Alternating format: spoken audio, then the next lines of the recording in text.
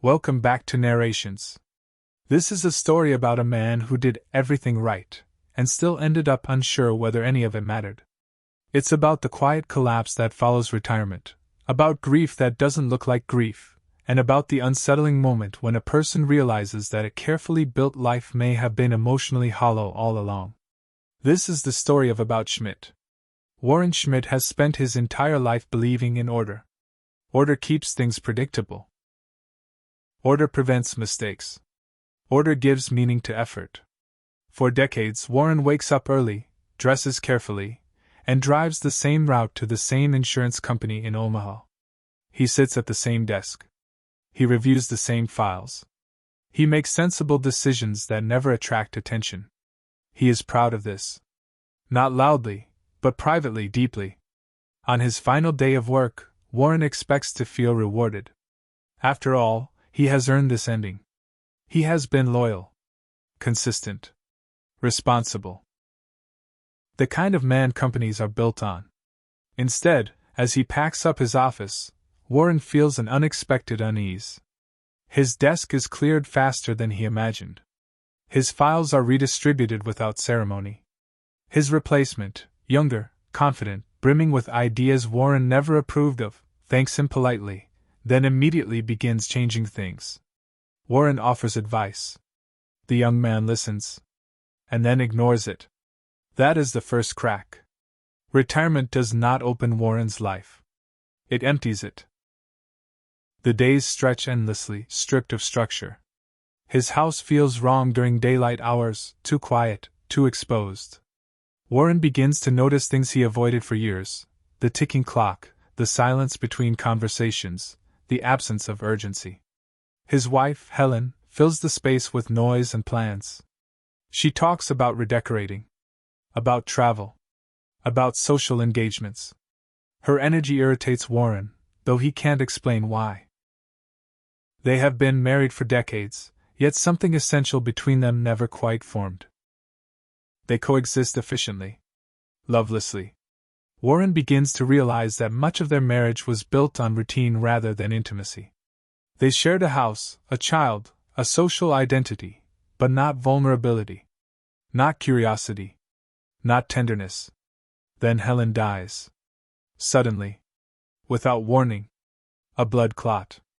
A medical explanation delivered cleanly, professionally, with no room for interpretation. Warren understands the words. He understands the cause. What he doesn't understand is how little he feels. There is grief, yes, but it is muted, confusing, strangely distant. Warren mourns not the woman he loved deeply, but the realization that he never truly did. And now, there is no chance to change that. The house becomes unbearable. In an effort to feel useful, to feel anything, Warren begins sponsoring a child through a charity organization. A boy named Ndugu in Tanzania.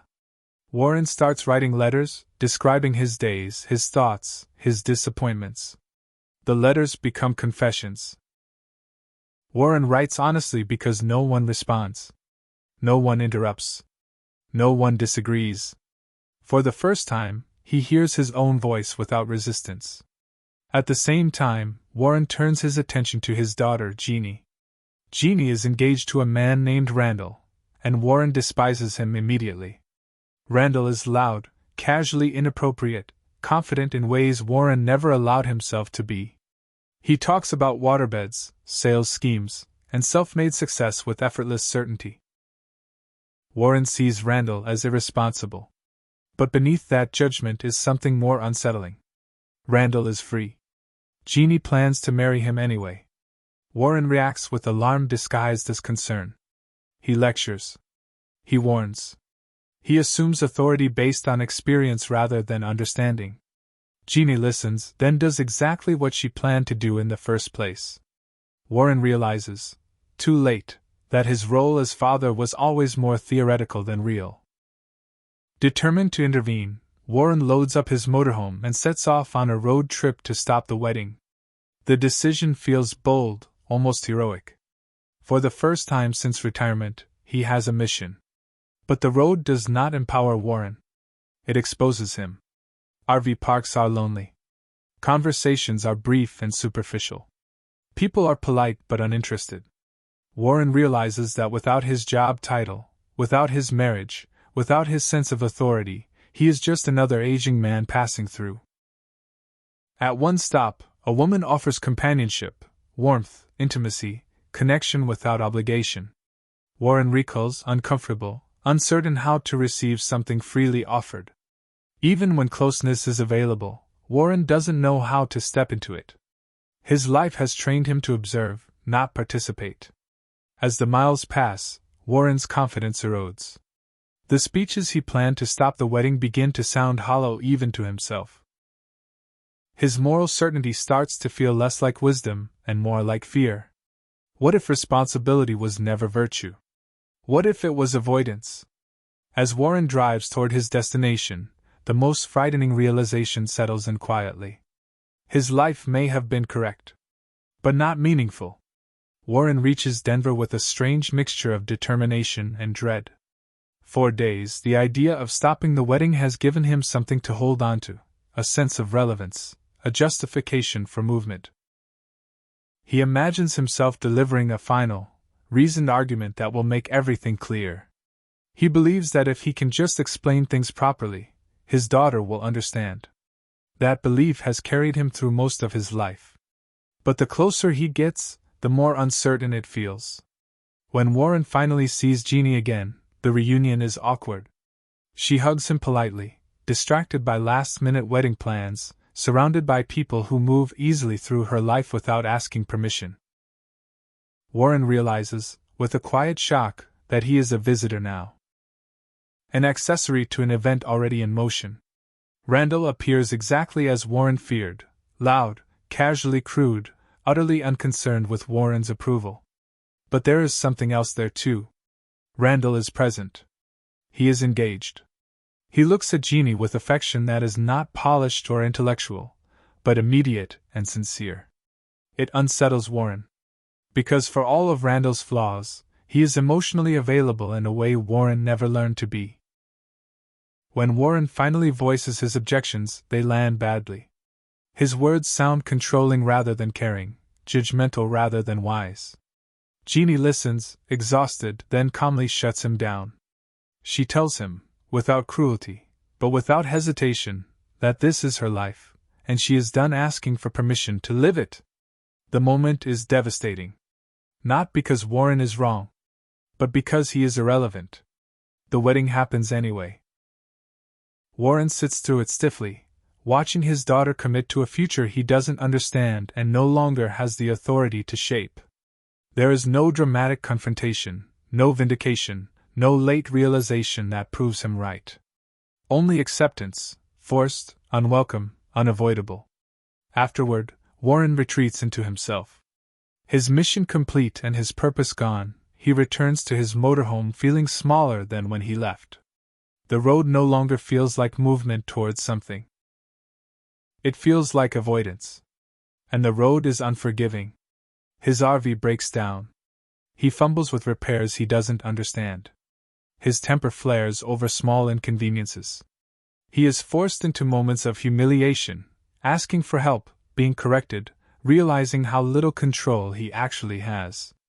Each moment chips away at the identity he has relied on for decades. Alone again, Warren rereads the letters he has written to Ndugu. This time, he hears them differently.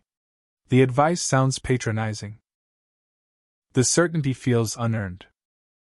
He sees how often he positioned himself as someone who knew better, someone whose experience entitled him to authority.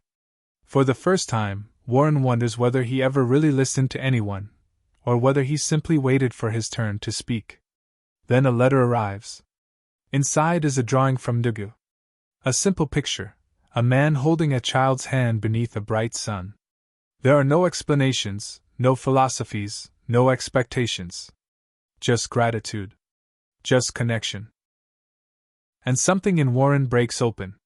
He cries, not quietly, not politely, but fully. Years of restraint collapse under the weight of this small, undeniable truth. Something he did mattered to someone else. Not professionally. Not symbolically. Humanly. The realization doesn't redeem his life. It doesn't erase regret or rewrite history. But it reframes it. Meaning, Warren understands, was never about correctness or discipline or legacy. It was about presence. About showing up. Imperfectly, awkwardly, in another life. Warren returns home changed, though nothing around him has changed at all. His house is still quiet. His routines still exist. His losses remain. But he no longer clings to the illusion that authority gives life value. He writes again to Ndugu, not with advice this time, but with honesty. For the first time, Warren allows himself to simply be a person reaching out to another person, without needing to be right. About Schmidt is a story about reckoning without redemption. About the uncomfortable truth that a life can be responsible, orderly, and still emotionally empty. It reminds us that meaning doesn't always arrive early, loudly, or cleanly. Sometimes it appears late, fragile, and quietly, asking only that we recognize it before time runs out. If you enjoyed listening to this story, please like the video, share it with someone who loves reflective movies like this, and subscribe for more narrations.